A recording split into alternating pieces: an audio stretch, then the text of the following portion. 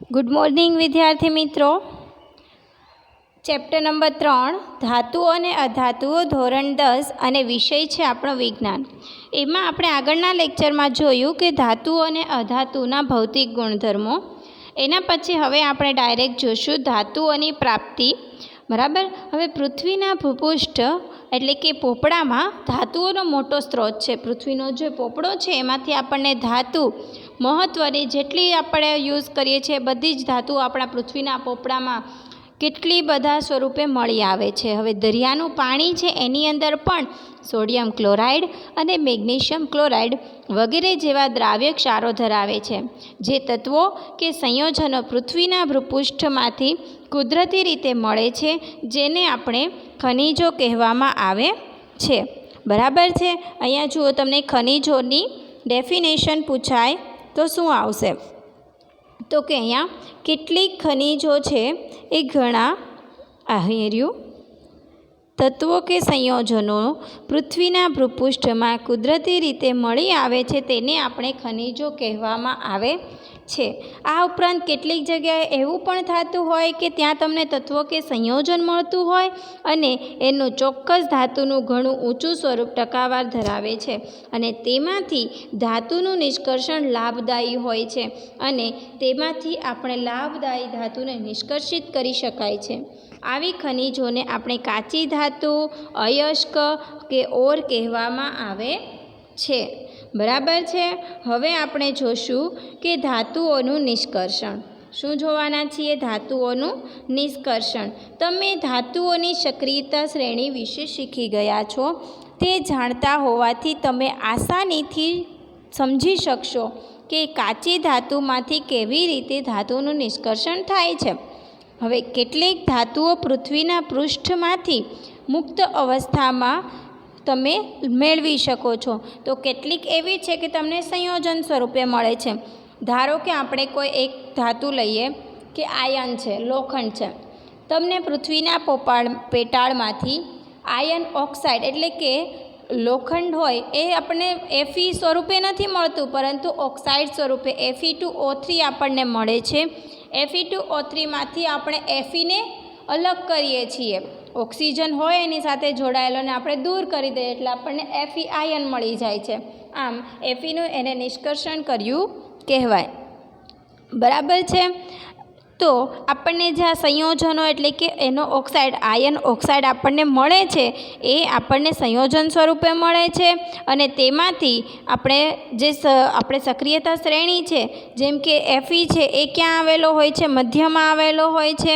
તો મધ્યમાં હોય એનો એ પ્રમાણે તમારે કરવાની છે ટ્રીટમેન્ટ. એ આપણે આના આગળ જોઈશું. હવે કેટલાક સંયોજન સ્વરૂપમાં મળે છે. સક્રિયતા શ્રેણીમાં રહેલી ધાતુઓ ઓછી સક્રિય હોય છે. એટલે કે જે નીચે રહેલી ધાતુઓ છે એ કેવી હોય છે? ઓછી સક્રિય હોય છે. કેવી? ઓછી સક્રિય. તે ઘણીવાર મુક્ત અવસ્થામાં મળે છે. કેવા અવસ્થામાં મળે છે? મુક્ત અવસ્થામાં મળે છે. ઉદાહરણ તરીકે આપણે જોઈએ તો સોનું, ચાંદી, પ્લેટિનમ, કોપર આ 4 ધાતુ છે મુક્ત અવસ્થામાં મળે છે. કેવા અવસ્થામાં મળે છે? મુક્ત અવસ્થામાં. યાદ રાખજો, સોનું, ચાંદી, પ્લેટિનમ અને કોપર એ કેવા? મુક્ત અવસ્થામાં મળે છે. હવે કોપર, સિલ્વર તેમની સલ્ફાઇડ અને ઓક્સાઇડ કયા? સલ્ફાઇડ અને ઓક્સાઇડ. અયસ્ક કાચી ધાતુ. અયસ્ક એટલે કાચી ધાતુ. કાચી ધાતુમાંથી આપણે જે શુદ્ધ ધાતુ મેળવીએ છીએ એટલે એને કાચી ધાતુ કહેવાય છે. એટલે કોપર અને સિલ્વર તેમની સલ્ફાઇડ અથવા તો ઓક્સાઇડ અયસ્ક સ્વરૂપે સંયોજિત અવસ્થામાં પણ મળે છે. હવે સક્રિયતા શ્રેણીમાં ટોચ પર રહેલી ધાતુઓ જે ઉપર રહેલી હોય છે, ટોચ પર રહેલી ધાતુઓ બરાબર છે એ કેવી હોય છે? પહેલી હોય છે એ આપણને કેવી મળે છે? જે સૌથી નીચે હોય એ મુક્ત અવસ્થામાં મળે છે. એના પછી થોડા આપણે જોઈએ તો ટોચ ઉપર આવેલું છે પોટેશિયમ, સોડિયમ, કેલ્શિયમ, મેગ્નેશિયમ અને એલ્યુમિનિયમ. એ એટલી બધી સક્રિય હોય છે કે કુદરતમાં મુક્ત સ્વરૂપે મળતી જ નથી. જેવી આ ધાતુ હોય બહાર નીકળે એટલે તરત જ એની સાથે ઓક્સિજન સાથે પ્રક્રિયા કરીને ઓક્સાઇડ બનાવી દે છે. એટલી સક્રિય હોય છે કે આપણને સંયોજન સ્વરૂપે જ મળે છે, મુક્ત સ્વરૂપે મળતી નથી. જ્યારે જે તળિયે આવેલી હોય છે એ તો શાંતિથી એમ જ ફ્રી બેસી રહે છે, ઓક્સિજન આવીને જતો રહે તો પણ એ કોઈ ક્રિયા કરતો નથી. બરાબર છે. એટલે કે કેવો હોય છે? ઓછી સક્રિય હોય છે, અને ઉપર હોય છે એ વધુ સક્રિય હોય છે. હવે મધ્યમાં રહેલી ધાતુ વિશે વાત કરીએ તો સક્રિયતા શ્રેણીની મધ્યમાં રહેલી ધાતુઓ જેમ કે ઝિંક, આયર્ન અને પીબી એ મધ્યમ સક્રિય છે. તે પૃથ્વીના ભૂપૃષ્ઠમાં ઓક્સાઇડ, સલ્ફાઇડ અને કાર્બોનેટ સ્વરૂપે મળી આવે છે. જે મધ્ય સક્રિય શ્રેણી છે એ કયા કયા? તો કે ઓક્સાઇડ, સલ્ફાઇડ અને કાર્બોનેટ સ્વરૂપે આપણને મળી આવે છે. અને તમે જોશો કે ઘણી એવી ધાતુઓની અયસ્ક ઓક્સાઇડ હોય છે. કેવી હોય છે? ઓક્સાઇડ હોય છે. ઘણી બધી ધાતુઓની અયસ્ક, એટલે અયસ્કની જગ્યાએ તમે કાચી ધાતુ મૂકીને વાંચશો એટલે તમને સરળતાથી સમજાય છે કે ઘણી ધાતુઓની કાચી ધાતુ કઈ હોય છે? એની ઓક્સાઇડ. મેં તમને વાત કરી એ પ્રમાણે આયર્ન ઓક્સાઇડ. આમ થવાનું કારણ એ છે કે ઓક્સિજન પણ ખૂબ જ સક્રિય તત્વ છે અને તે પૃથ્વી પર વિપુલ પ્રમાણમાં ઓક્સિજન આપણને મળી રહે છે. આમ સક્રિયતાના આધારે આપણે ધાતુઓનું નીચે દર્શાવેલ પ્રમાણે 3 પ્રકારમાં તેનું વર્ગીકૃત કરી શકીએ છીએ.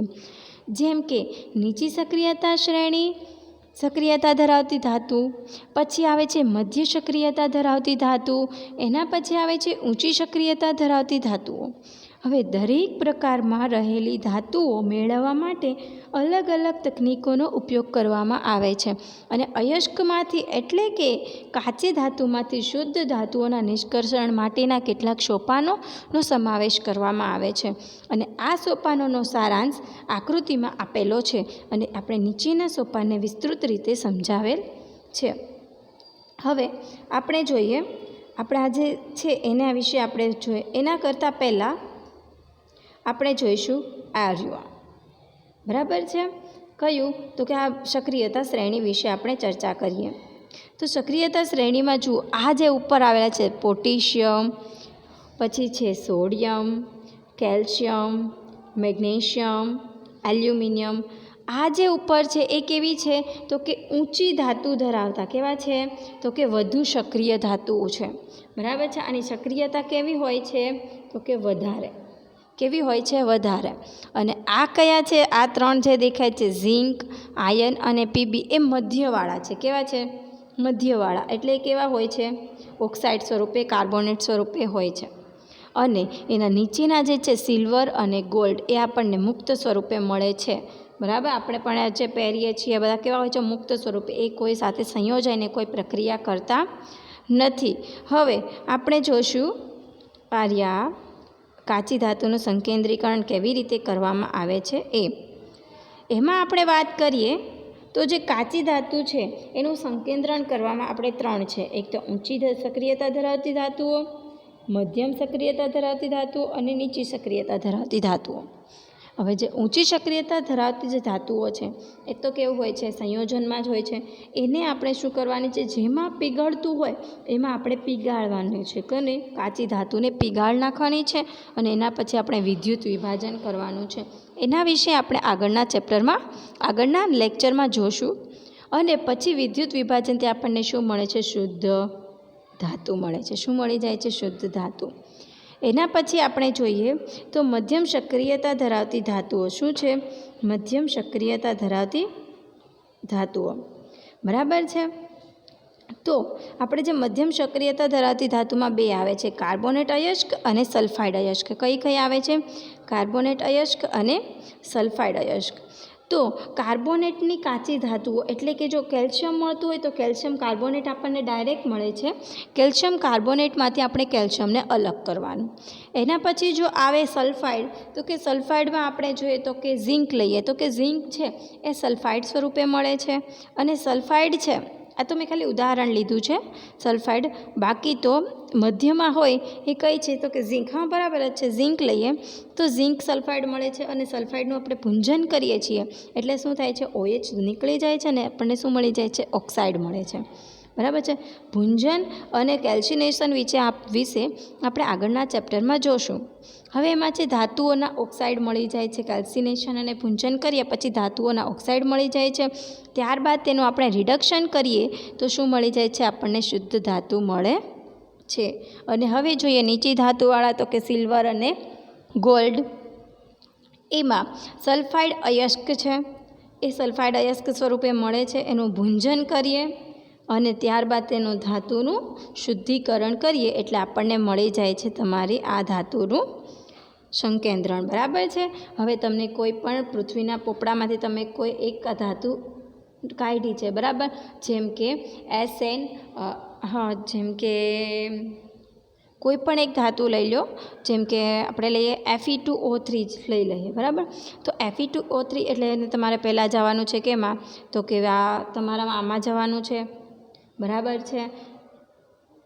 કયું સક્રિયતા શ્રેણીમાં જોવાનું કે Fe ક્યાં છે, તો કે ચલો વચ્ચે છે, મધ્યમાં છે. હવે મધ્યનું આ જે ચાર્ટ છે એમાં જુઓ તો કે આયા છે એ તમને કયા સ્વરૂપે છે, કાર્બોનેટ સ્વરૂપે છે કે અયસ્ક સલ્ફાઇડ સ્વરૂપે છે. અને અહીંયા છે ધાતુનો ઓક્સાઇડ, તો કે તમને અહીંયા જ મળે છે ડાયરેક્ટ ધાતુનો ઓક્સાઇડ. તો તમે શું કરશો, એનું રિડક્શન કરીને ધાતુ મેળવી લેશો. આ બાદ તમને લેડ સલ્ફાઇડ મળે છે. જેમ કે એ લેડ સલ્ફાઇડનું જોવા જશો તો લેડ સલ્ફાઇડ ક્યાં છે, તો કે મધ્યમાં. મધ્યનો ચાર્ટ જુઓ તો સલ્ફાઇડ છે, એનું શું કરવાનું, ભૂંજન કરવાનું એટલે તમને ઓક્સાઇડ મળશે. અને ઓક્સાઇડનું આ પ્રમાણે એવી રીતે તમારે ધાતુને તમને શુદ્ધ સ્વરૂપે મેળવવામાં આવે છે.